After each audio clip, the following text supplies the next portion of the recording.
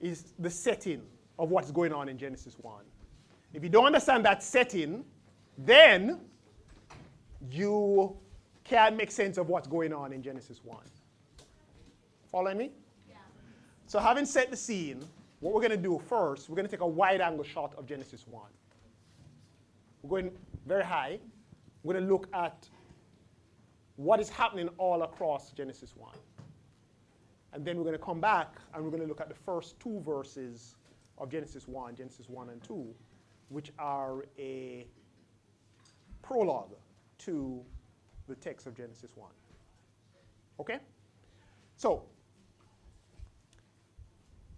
what we're trying to do is to discover the original meaning of the text to its author and its audience.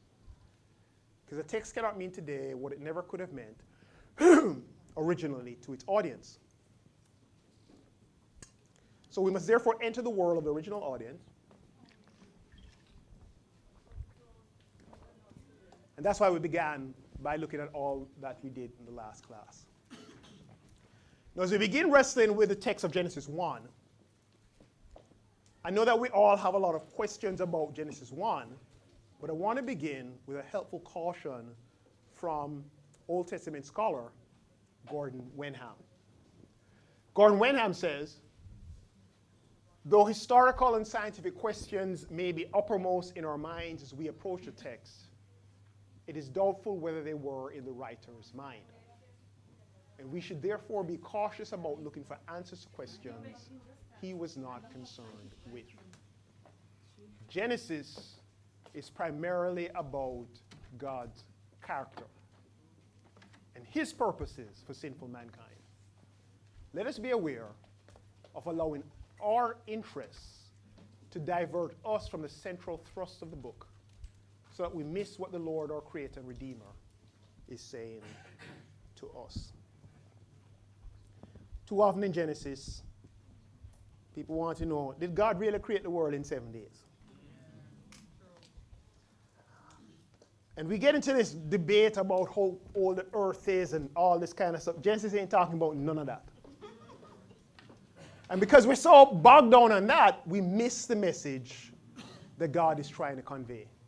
You ever been in a conversation with someone and you're talking past them because they're on another wavelength than you? Or maybe, you're in some kind of an appointment and you sense that they said, we're going to talk. But you realize it's not about talking. They have an agenda. Did that ever happen? And they say, when you said this, you didn't mean that. And I say, no, that's not what I meant. Oh, but you didn't mean this. Like, what? It's not a conversation. Because that person is so intent on trying to get something out of you, they can't hear a word that you've said. This happens in some marriages.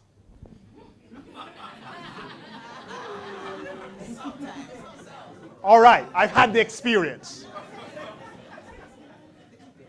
Now, we can do that with the Bible.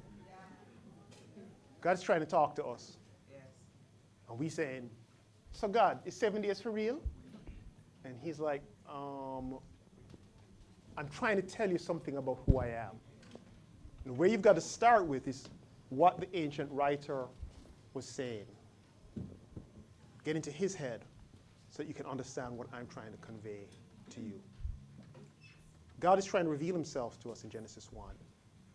Don't miss that. That's what we're after this weekend. You will have some questions that I cannot answer. But remember, the Bible is a window. And we're trying to look through it to see God. Don't get hung up on the window. Is that wood or UPVC? Look through the window to the view. We're trying to see what God is telling us about himself. Are you guys with me? All right, let me try to press gas. So with that caution, we're going to try again into Genesis 1 and discover its original meaning.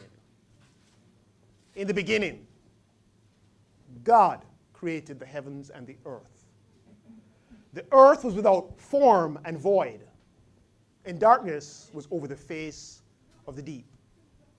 And the Spirit of God was hovering over the face of the waters. So when it says in the beginning, what we're being told about is the pre-creation state. What there was before God created the heavens and the earth. And that pre-creation state, in their way of thinking, refers to chaos. Chaos simply means non-order. It refers to the state before order. And this chaos, this non-order, is comprised of three types of problems which prevent order, which prevent human beings from thriving in the world. The first of this is the earth is shapeless and it's empty. The second of these is that there is darkness, and this darkness, thirdly, is over the primeval deep waters. These are three problems that humankind cannot exist within, because if the land is shapeless and empty, we're going to see that refers to a desert, we cannot survive in it. Human beings cannot survive in darkness. Plants can't grow. We can't, raise our kids in darkness. We need light. And we certainly can't live in deep waters. So those are the three problems that we are dealing with, that God is trying to sort out. Now, Genesis 1 is structured in a way to show how this pre-creation chaos is transformed into ordered reality of the chaos, of the cosmos, forgive me. So, creation is a movement from non-order to order. Remember I said that to respond to Julius's question? So we're not moving from no thing to something. We're moving from non-order to order. And so the chaos is this dark, watery abyss and a formless, empty earth. And God creates cosmos by creating light to deal with the dark, and then forming and filling what he creates to deal with the formlessness and the emptiness. So the structure of Genesis 1 is on days 1 to 3, God is forming. He forms by separating light from dark, and that's how we get time. Because a day is made up of daytime and nighttime. And that's how we can orient ourselves to a new day. If you don't have time, if you don't have that, people can go crazy. That's one thing with solitary confinement. You don't know what day it is. Never had that experience. That can really mess you up. Okay? The firmament God creates separates the waters, and that creates the heavens. So he creates this hard thing that puts some water above and the rest is below. And then the water below, he gathers it so that the land can emerge, and so we have below the seas and the earth. So these are all the regions that God forms. And then in days 4 to 6, he fills these regions. He takes the sun, the moon, and the stars in the heavens, and these rule time. And then he takes the birds and the fish, he puts the birds by the waters above, and he puts the fish in the waters below. And then he fills the earth with humans and land creatures on the earth. Here's another way of looking at it. This is from Derek Kidner's commentary on Genesis. He says, day 1 deals with God forming light and dark, and on day 4, he fills out that with lights of day and night. Day 2 is sea and skies formed, and day 5 we have creatures of water in the air. Day 3 is fertile earth, and then on day 6 we have creatures of the land. Or another way to look at it is, we have these problems, darkness, water, abyss, and formless and empty earth, and then God prepares first by days 1 to 3, first he creates day and night by separating light from dark, and then he creates a firmament and separates the waters from above and below, and then he creates the earth by separating from the waters below, and the sea is the waters that remain, and then he creates vegetation. And then he fills all these realms that he's created by creating the sun, moon, and stars to rule day and night, and then the birds and the fish, waters above and below, and land and animals and humans to deal with the formless and empty earth. So, and there are many ways you can look at it, but one of the things that should be occurring to you is that, man, this is a very ordered picture of how God is created. Remember Enuma Elish? And all kind of war and fighting and quarrel and bangarang? That's how things started, remember? Yeah. And here you have God alone. Yeah. And he's just ordering. He's just moving things around. And he's doing this by his word. And this tells us he's powerful, he's a God of order, he's a God of structure, he is in control, and he alone is God. And so we're told in Genesis 2:1 that in this way the heavens and the earth were finished, and all the hosts of them. So this summarizes all that happens at the end of the first 6 days. So Genesis 1:3 to 131, I think it is, whatever the ending verse in chapter 1 is, all of that is the 6 days of creation. And then we're told that God has finished it all. Now, here's another way to look at it. We start with the land that is wild and unordered. And then not only does God deal with the wild unorderedness on days 1, 2, 3, creates light, creates the sky, creates the dry land.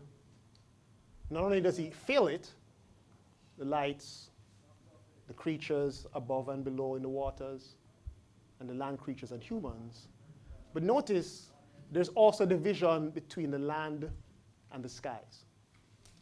And we will see, as we saw in that verse, chapter 2, verse 1, that we're told about the host of the skies and the host of the land. Humans rule below, and the lights rule the heavens or the skies. We're going to talk about that in a while. Any way you look at it, basically creation is divided into a number of realms. And there are two main realms. There's the heavenly realm. We're back to what Marlon was saying. The highest heaven, that's where God lives.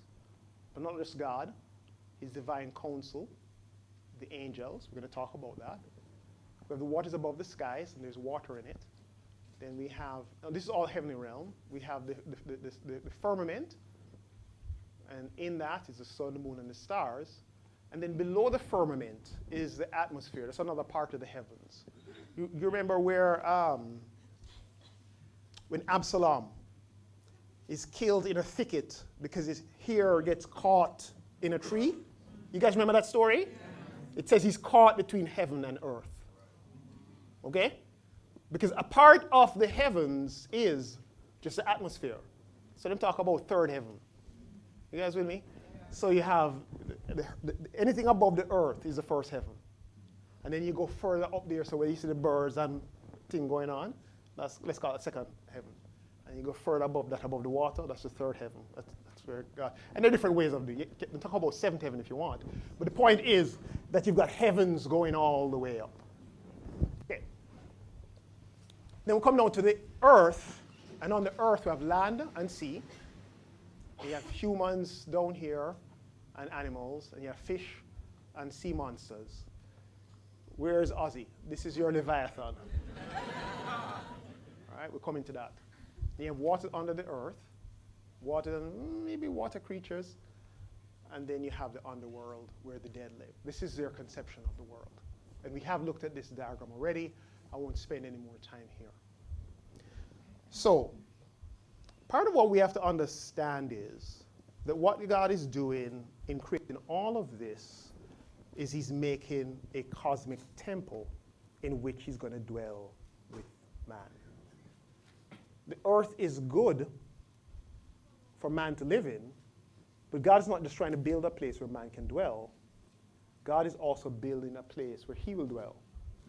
God originally is going to be dwelling in the heavens, but his intention is not just to be up in the heavens and man be down on the earth. His intention is for heaven and earth to meet. And that's what Eden is. Eden is a place where heaven and earth meet.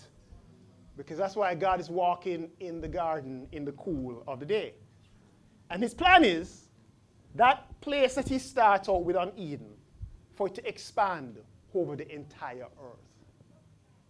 But surprise, surprise, us humans, we disobey. And we get put out of that garden. And the story of the entire Bible is God trying to get us back into a garden with him. And when we get to Revelation, heaven comes down. Earth doesn't go up. Heaven comes down to earth. Because that's what God does with us, isn't it? God comes down to us. I don't know about you. I have a relationship with God because he keeps meeting me where I am. Sometimes I'm in sin. God meets me there. It's not that I get up to the heavens and I'm doing so awesome and God says, oh, you reach. God is constantly coming down to me. This is the nature of God. But what we're dealing with in creation then is a cosmic temple. Remember the Babylonians, after Marduk, all them killing and them think they build a temple? Well, God is saying, well, nobody built a temple for me. I don't have a temple made by human hands. I built the entire cosmos as my temple. And so after he builds a temple, God enters it. So days 1 to 6 is God making the cosmic temple. When does he enter? Day 7. That's a real climax of the biblical creation story. Sometimes we want to stop at 6. Yeah, man, God make us. We are the pinnacle of everything. The real climax is when God rests. And we're going to talk about that hopefully today. Because when God rests, that's when in that way of thinking in the ancient Near East, when a God rests is when he goes into the sanctuary that's been made for him and put up him foot in the wall and say, yes, business time. Let's run the cosmos. So God has entered the temple. So one way of looking at it is, on day 1, God creates light from dark. Day 2, he creates the skies or heavens. Day 3, he creates the land. Day 4, sun, moon, and stars. Day 5, birds and fish. Day 6, humans and animals.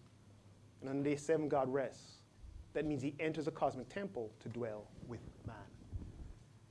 Now, we need to talk about how Genesis 1 fits into the structure of the book of Genesis. Genesis 1 to 11 is a block that scholars refer to as a primeval narrative. It's very different, and if you read Genesis 1 to 11, you feel the difference when you get to Genesis 12. Genesis 12, the story slows down at Abraham. It just feels different. But part of what's happening in Genesis 1 to 11, God is communicating to us that first he starts by creating the cosmos, but there is a cycle running through Genesis 1 and 11, and indeed the entire biblical story. We start with creation, and then there's decreation, and then there's recreation. So remember to Norris that there are a number of creations? That's what I'm referring to. So we start with the creation of the cosmos, and mankind is in the garden with God. God is setting it all up. This is his creation. This is where he wants to take us. He wants to extend this thing. He wants life to be like Eden, where you don't have to earn by the sweat of your brow, but the work you do is you're just in flow, as we talk about these days, and it's just sweet. But then what happens? We sin. Cain and Abel ramp up the sin. Well, not Abel, Cain. Then sons of God, no, we got some angels or heavenly beings getting in on action. And God say, reset button, wipe it out and start over. That's the decreation. And then we have Noah as a new humanity. God is starting over with Noah. This is recreation. Surprise, surprise, Noah sins. It gets ramped up at Babel. God scatters. We have more decreation. And then God is starting over with Abraham. That is recreation. And so this is the flow of the book of Genesis. We're moving from creation in Genesis 1 through decreation in the flood, to recreation with Noah, to decreation at Babel, and then to recreation with Abraham. Okay. So we get back to our beginning. In the beginning, God created the heavens and the earth. Now, that's the overview I promised you. What we're going to actually start doing is walking through the first 2 verses, which function really like an introduction to the entire creation account. Now, I want you to think what comes to your mind when you read the heavens, and what comes to your mind when you read the earth. And what comes to your mind when you hear the beginning? Now, we tend to think heavens, I was just talking with Marlon Campbell about this earlier. Heaven is a place where after we die, we're going to go as disembodied spirits to be with God on the clouds, and we're going to stroke harps up there, and we're going to look like those little cherubic babies, that we see on greeting cards. That's not in the Bible. That's a mixture of post-Bible Christian tradition and people who sell greeting cards. Or we can think, no man, when God created the heavens, that is a big bang. And from there now, that is all the stars and the galaxies that are expanding, at an incredible rate. But of course, the guys who wrote the Bible had no idea about Big Bang. And they're not thinking about the singularity. They're thinking about something else. And we think the Earth is our big blue spherical star rock that's spinning on its orbit and flying around the sun, even whilst our galaxy, I think it's called the Milky Way itself, is flying at who knows how far. Yeah, but they have no idea about any of that. That's not what they're talking about. So let's enter their world. First, when they say that in the beginning God created the heavens, that's the Shamayim. That's that first word, heavens, and it refers really to the sky. So it's referring to what is above the earth. Are you guys with me? And then the Eretz is the earth. And that really means the land. Okay? So when God created the heavens and the earth, he created everything in between. Like we say rich and poor. We say uptown and downtown. It's called a merism. It captures everything. So God created everything. That's what it's saying. But specifically, it's telling you about how he created the heavens and the earth. And like we said, created doesn't mean moving from nothing to something. It means moving from non-order to order. So God is ordering, separating, and naming. And this is what he's doing in Genesis 1 to 2. So when he says in the beginning, we can be tempted to think, okay, that is a point in space and time from which all things began. And we're thinking about some kind of Big Bang event. But that's not what they mean. In the beginning, Bereshit is not referring to a point in time like a first-time event. It's referring to an initial period. It's saying this is the beginning of the creation of the heavens and the earth. And what it's saying is that it's describing what God does in those 6 days because God has gotten started. I think that the point is that God is going to be doing more. Okay? And we'll explore that a little bit more in a short while. We could look at it a couple of ways. Some people say when it says in the beginning God created the heavens and the earth, it's saying that he started and he made the heavens and the earth. And then what is formless and empty, when it says the earth was formless and empty and darkness over the face of the deep, God created all of that in that chaotic state. And then he moved from there. But I think what it is saying is this is a summary of everything that comes before. I'm sorry, what comes after. And so it is saying that in the beginning, God created the heavens and the earth. And then verse 2 tells us how he created the heavens and the earth. It starts with what God started with. And for us, that's a bit difficult because we want to start, like Julia says, with nothing. But that's not how they started. They started, remember all of those creation stories I told you how they start? Water and all kind of thing, and the God orders it. That's where they're starting. Okay? So this is the structure. First there's a prologue, and it begins by, let's call it the heading. This is a story about the beginning where God created the heavens and the earth. And then it starts in verse 2 by describing what God started with. The earth was formless and empty, and waters was over the face of the deep. And then darkness was over the face of the deep, and and the Spirit of God was hovering over the waters. And then it tells us in 6 days how God, out of this pre-created state, makes heavens and earth. All right? And then it tells us in Genesis 2:1, in this way the heavens and the earth were finished. Okay? So God does his creation. And then we're told that God rests on day 7, having finishing creating the heavens and the earth and populating them. So we're told that the earth was without form and void, and darkness was over the face of the deep, and the Spirit of God was hovering over the face of the waters. So as I said, there are 3 problems here. The earth is formless and empty. Darkness is here, and we've got deep waters. And notice the parallelism. Parallelism. That's a Hebrew way of, in one statement, giving you the same thing in different ways so that you think about them and compare them. So darkness is over the face of the deep. Darkness is over the face of the deep is parallel to the Spirit of God hovering over the face of the waters. Do you see that? Yeah? And so that means that here we have chaos. The deep waters, where there's darkness, that's chaos. But when God is present over the same waters, then God can begin to bring life and order. And that's our life, by the way. I keep getting ahead of myself. God is the one who makes a difference. So, formless and empty, that word is for formless is tohu, meaning wilderness, wasteland, emptiness. And the other word, empty, is bohu, referring to emptiness or wasteland. And these words together refer to desert, land in which man cannot live.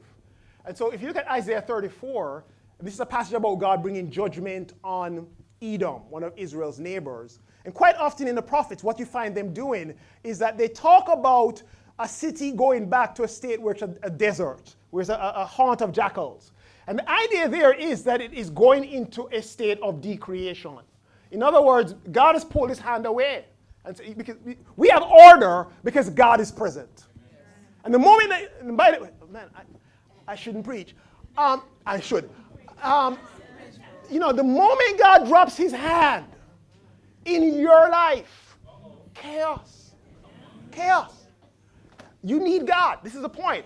And so God says, you want to do your own thing? Go on now.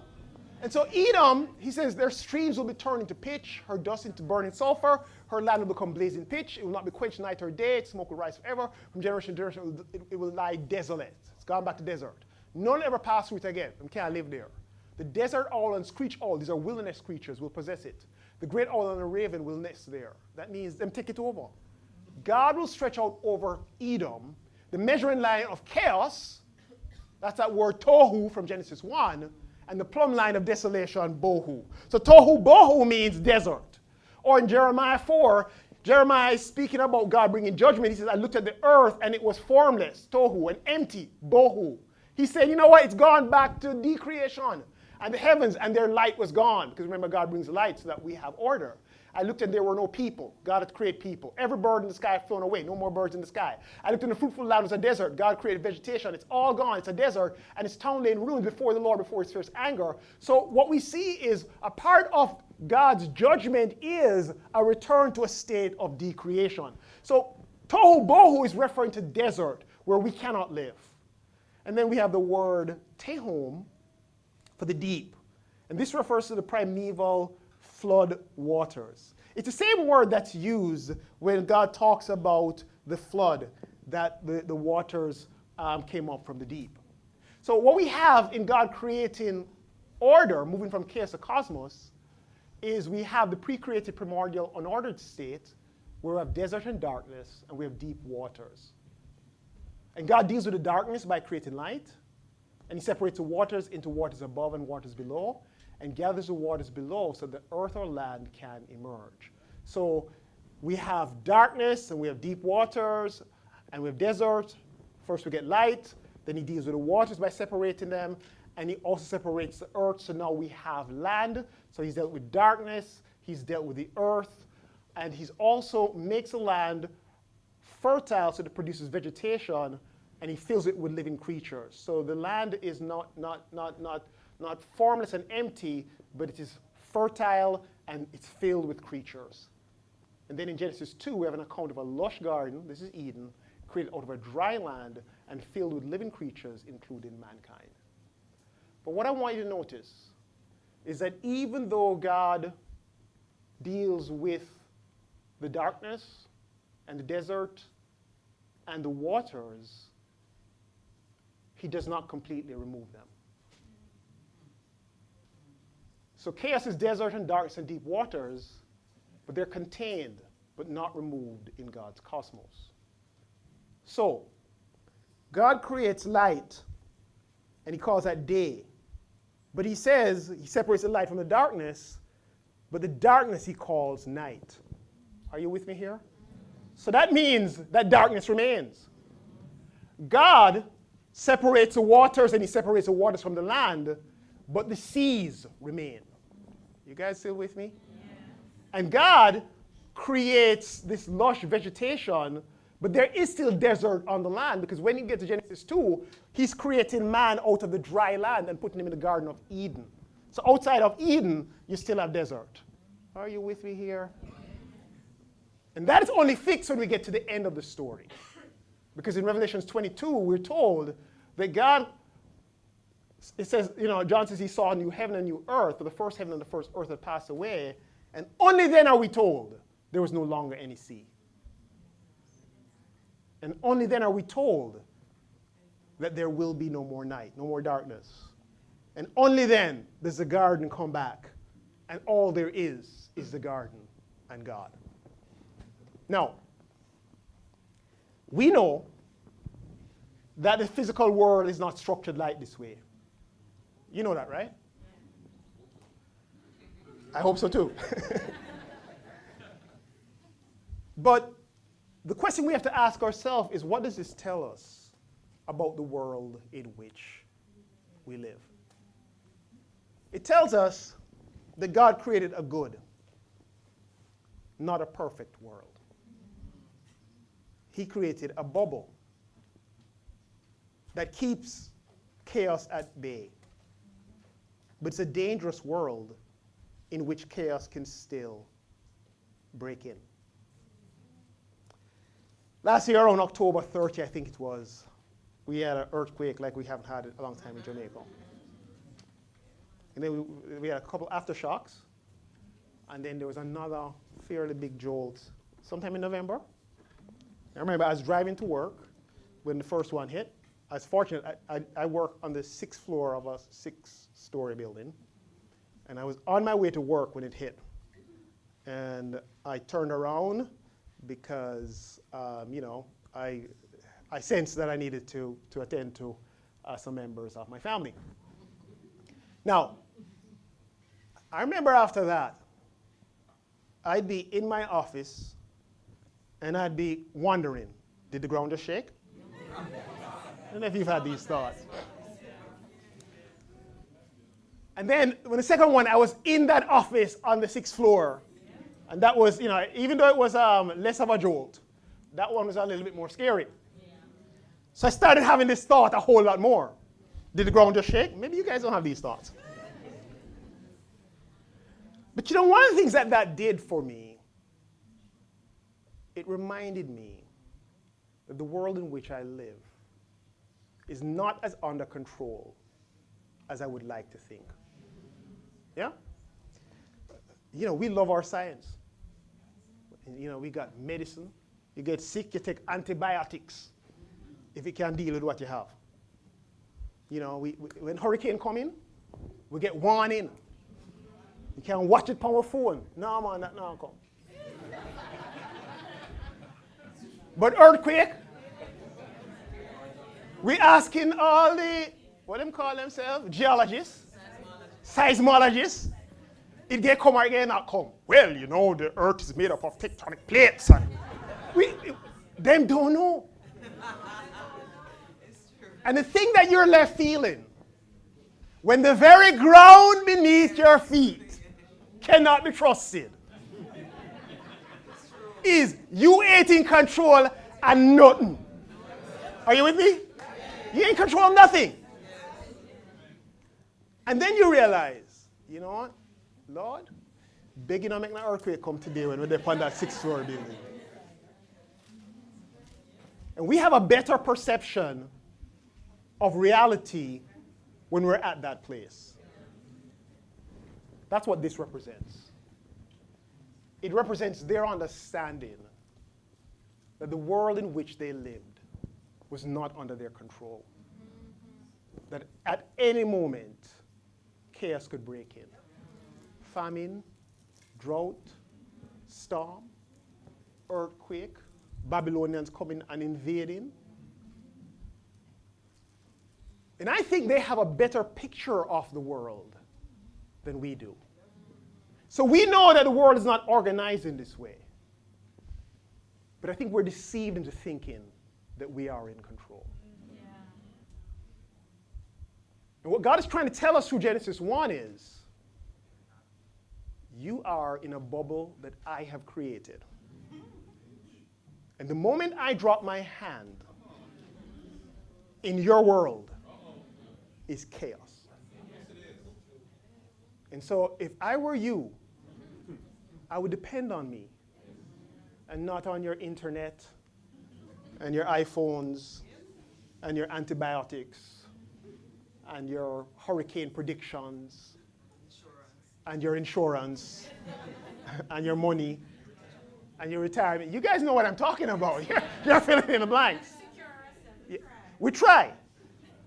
God alone gives order. And God alone holds chaos at bay. But the other thing it tells us is that there is work to be done. God wants us to be his co-workers in creating order out of chaos in this world. He wants for us to partner with him. And that's our role.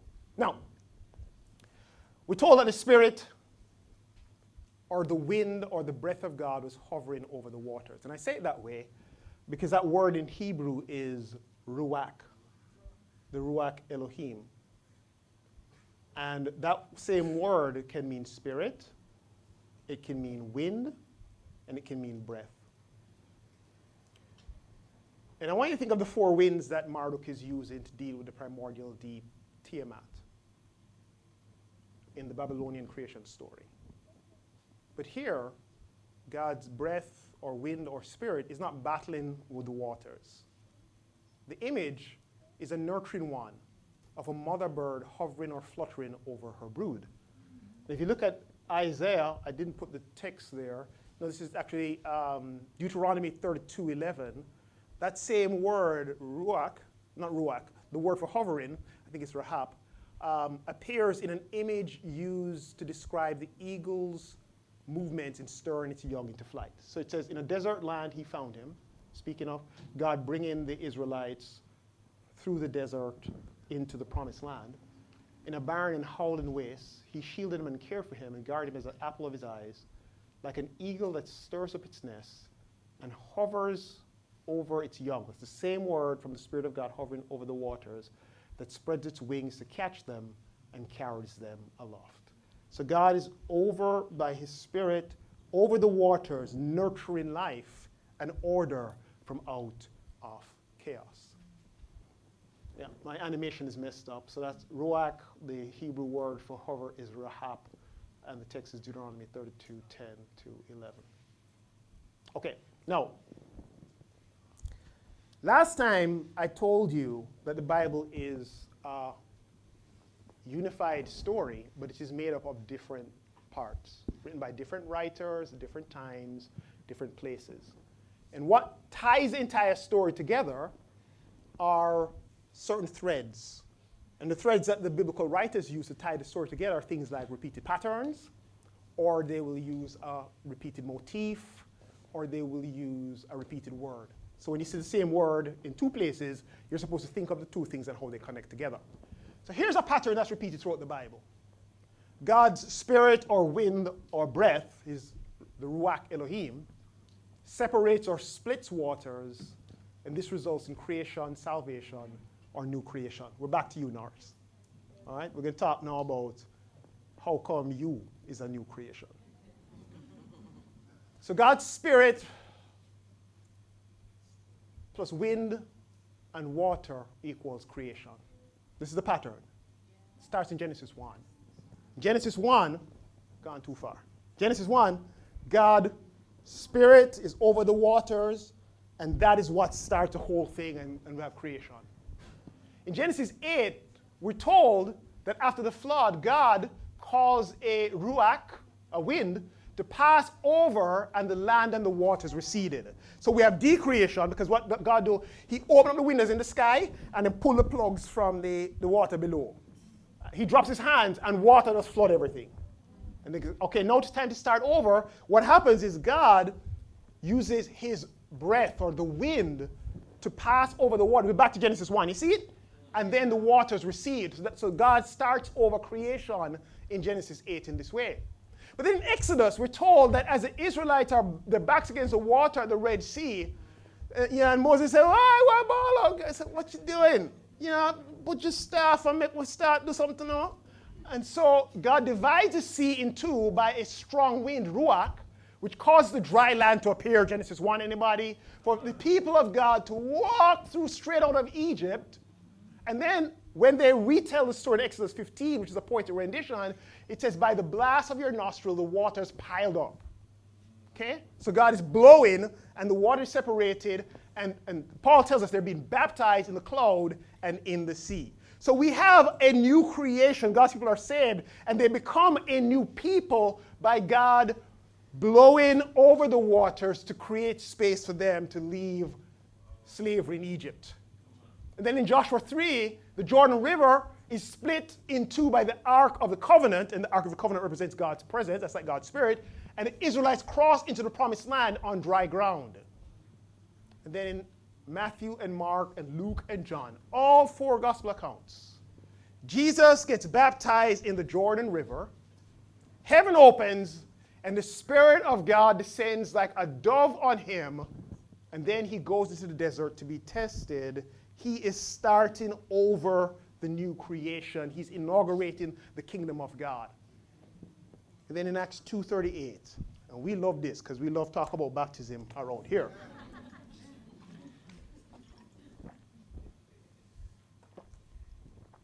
As believers, we go through water at baptism to receive the Holy Spirit and enter the body of Christ, and new creation happens. 2 Corinthians 5:17. If anyone is in Christ, new creation. So, what can we learn from this comparison between our baptism and the creation of the world? I think this tells us that our lives mirror the physical cosmos that God created. At baptism, we're being recreated like the world after the flood. We're being saved like Israel at the Red Sea. We're entering into the desert for testing. You think you're baptized and it's all done? I lie that. It just begun. You're entering into the desert for testing. But you're also, at the same time, entering the promised land like Israel crossing the Jordan. It's already, but not yet. And our lives are chaos at baptism. And God brings order. He dispels the darkness, and he brings us into light. But chaos is always breaking in. In Kingston, we listened to a sermon this past Sunday from my good friend Ron Wong, and he's talking about putting off the old clothes and putting on the new. And he said something to the effect that, it's like the old clothes is always with the old man is always with you. And I thought that is so true. You see, we need God to not return to chaos, to decreation. And it's only at the consummation of all things that we won't have to deal with chaos in our lives again. One of the things that disturbs us as Christians, sometimes we feel like, Lux, me still a struggle with that? Don't let that surprise you. Of course you're still struggling with that, because that's who you are without God. The question is, how close are you to God? And how much are you depending on him? Sometimes we can get so discouraged and down in the mouth because we're dealing with the same things recurrently. We, I think, are deceived into thinking, based on the progress that we've made, that somehow certain things are not a challenge for us.